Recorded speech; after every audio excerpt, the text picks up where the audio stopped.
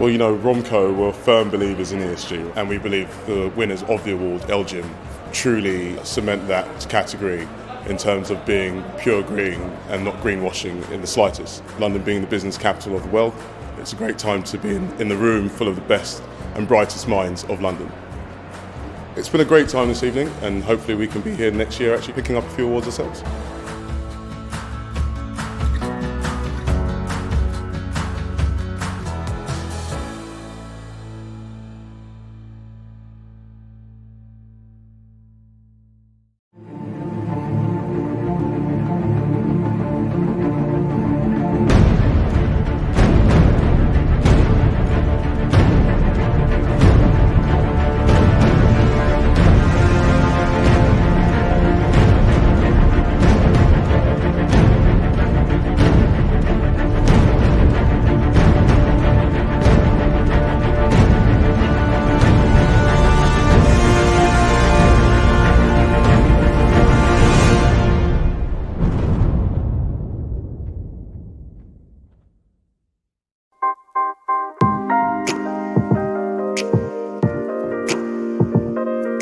We're here at Coutts for the second in the scale-up series of venture founder events, looking at the issue of the future of ambition. Have we got enough of it? Where's it going? And indeed, what are going to be the challenges of it for the future? So I think this evening has been a fascinating opportunity to hear both the really exciting research that venture founders have done into the state of the scale-up ambition out there in the UK, and there's some really recognisable traits in that research about the positivity and the ambition that we're seeing coming through in the UK. But it's also been really interesting to hear from a very diverse range of viewpoints, from investors, from others who are part of the ecosystem, about their perceptions of ambition and difference, and really the positivity and enthusiasm that there is out there for the UK. I don't think there's a broad lack of ambition in the UK. One of the issues we have is that if you've started off with no wealth and you've built a wonderful company and somebody offers you £30 million for it, it's an intensely rational response to say, yes, you know what, I'll take the money and I'll either go to the beach for a few years or I'll go again and I'll set up another business. So what we need to do is help convince entrepreneurs that, look, be crazily irrational, turn down the 30 million and hold up for 300. What I'm seeing is a little bit of a drag inside of the ecosystem. For example, VCs or talent that feels like they need to leave the UK and go to other places because there might be more opportunities. As a Canadian company that's moved my international headquarters here, for us it's been quite the opposite. We're looking at the UK as an opportunity for scaling and growth internationally. So for us, I think we can positively manage it. And one of the things that I had mentioned earlier this evening is there's an incredible ecosystem here. I sometimes wonder if the UK is aware of just how phenomenal it is. Having worked in both the UK and the US, I think you can see clear cultural differences. I think maybe there's a changing over time. I think the UK is probably getting more confident. You're seeing founders that have maybe more self-belief.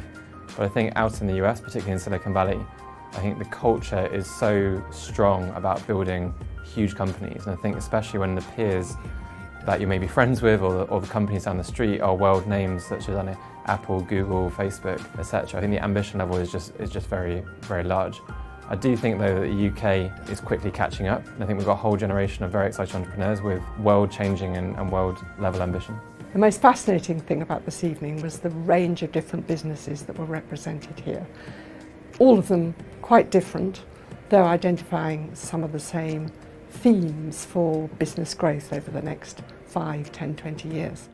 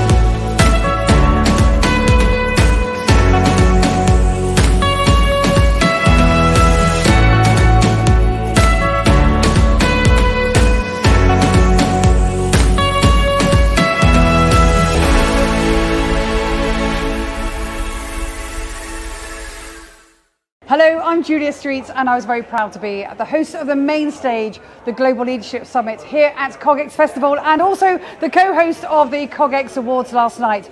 Here on day 2, there are still limited tickets available, so join us on day 3. Go to cogxfestival.com.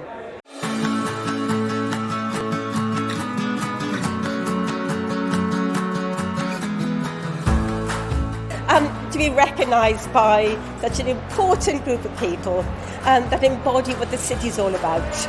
I set out to change banking, to change financial services, and I'm so grateful to be doing it here in the City of London. City Aiming seems all about London. It's all about what's really great about financial services. I started my career 40 years ago in the city, and I'm so thrilled to be winning this award this evening.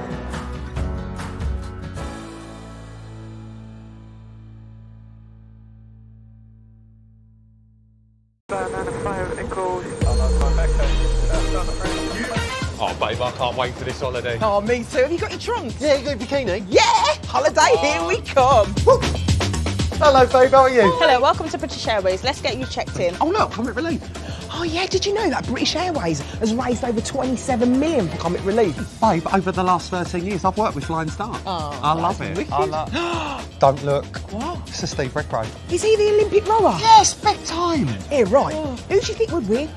In a race, like a rowing boat or a plane?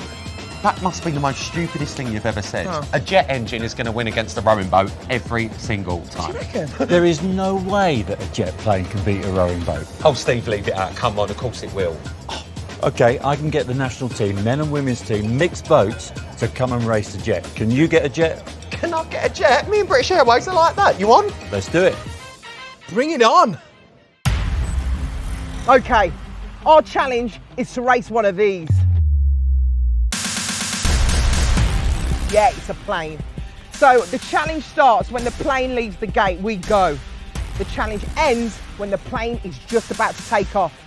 Are you on for this? Yeah! Let's do this. Okay, guys, we really need to train. We ain't got much time. Knees up to your chest like me. Come on, keep it going. Nice. OK, so Luke, a British Airways City Flyer jet versus a rowing boat. I don't think there's any contest here. Neither do I. Our aircraft's got no shortage of power. Beautiful, really stretch it. Stretch it to the side. And listen, as much as this is all a bit of fun, this is all in aid of Comic Relief and Flying Start, isn't it? All coming in, guys. We've had a good chat. I think we should go and see how this does. Should we do it? Coming in, let's go, come on! Forget the Olympics. This is the biggest challenge of your lives. Are you ready? Yeah! Are you going to take it home? Yeah! Let's do this! 195 Echo, City South Side approved.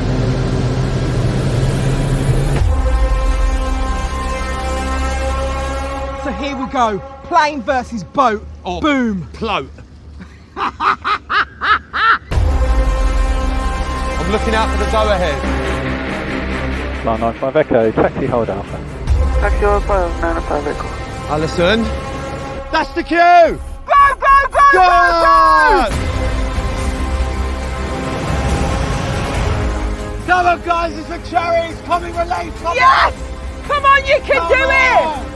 Come on, GB! Go for it! Go! Go on! Go!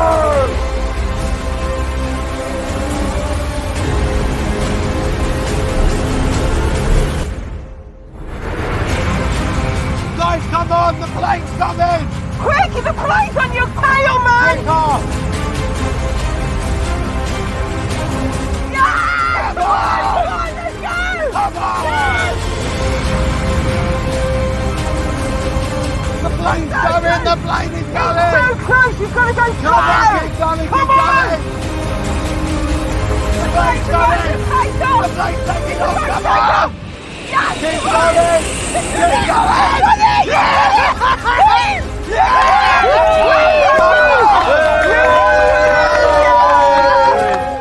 I knew you could do it. Well done. Oh man, that was such a great experience. Babe, that wasn't was it? brilliant. Honestly, I'm freezing though. What time's our flight? Babes, that was our flight. Oh, You better man. be joking. I'm telling you I'm now. not joking. I told you to check I the totally time. forgot. I didn't realise that was our God's sake. plane.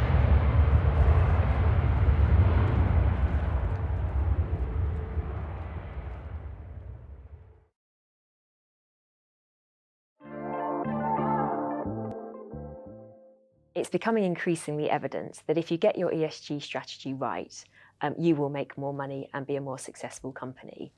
Equally, if you get your ESG strategy wrong, and you invest in the wrong parts or overinvest in the wrong areas or overstate your positioning from an ESG perspective too quickly, you can really become unstuck. You know, there are lots of buzzwords out there that we're all very aware of now. There's greenwashing, there's the risk of kind of overexposing what you're doing with ESG without really understanding the commitments that you're making. And so it's a combination of understanding where you want to be and basing that in information where you can be confident that the investment you're making is going to help your company, is the thing we think that our data set can help you deliver.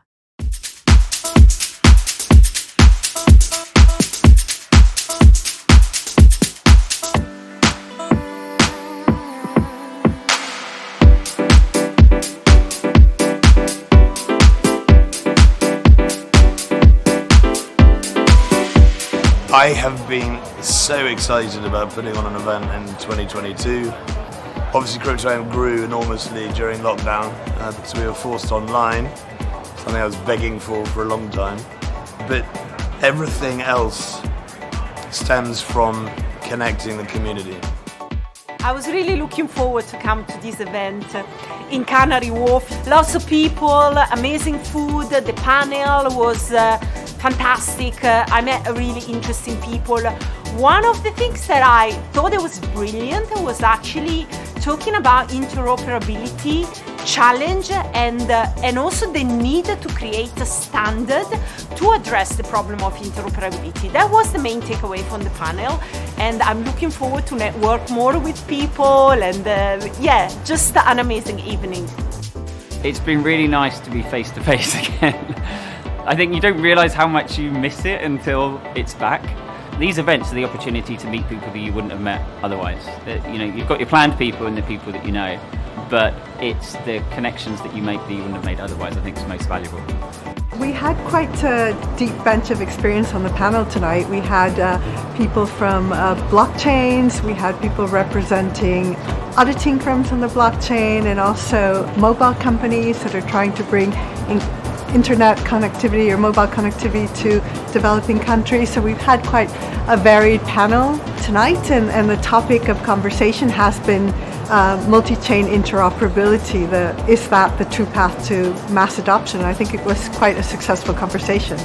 So we're here bringing a variety of people together. Some are new, some are statesmen, have been in the crypto space for a while, and it's really critical. One, because it's the statesmen that accelerate adoption by explaining and making themselves available to the new people.